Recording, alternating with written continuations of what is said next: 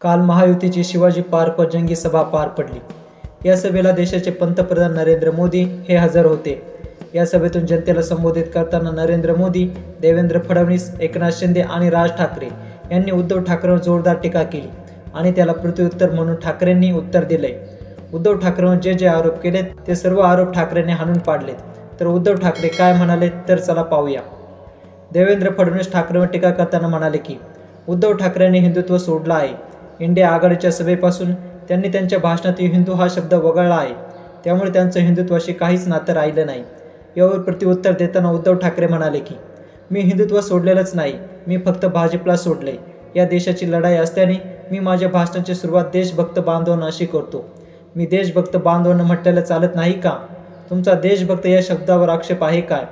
ज्या कुणाला देशभक्त शब्दावर आक्षेप असेल मग ते देवेंद्र फडणवीस का असेना, ते देशद्रोही आहेत।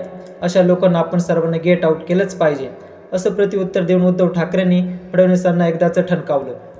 त्यानंतर नरेंद्र मोदी यांनी उद्धव ठाकरेंना बोलताना म्हणाले की उद्धव ठाकरे हे नकली संतान आहे, त्यांची शिवसेना नकली आहे। ठाकरे ज्या काँग्रेसबरोबर आहेत त्या काँग्रेसच्या जाहीरनाम्याला माओवादी जाहीरनामा म्हणाले।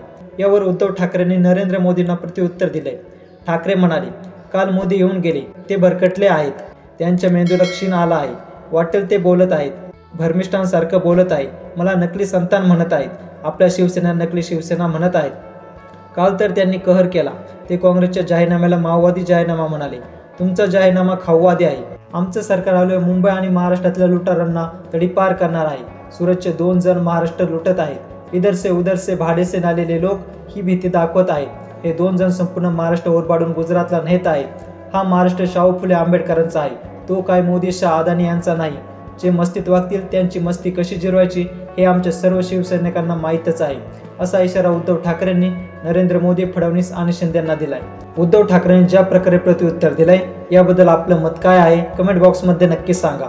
हा व्हिडिओ आवडलाच असेल तर व्हिडिओला लाईक व शेअर करा आणि सोबतच आमचं विश मराठी यूट्यूब चॅनल अवश्य सबस्क्राईब करा। जय महाराष्ट्र।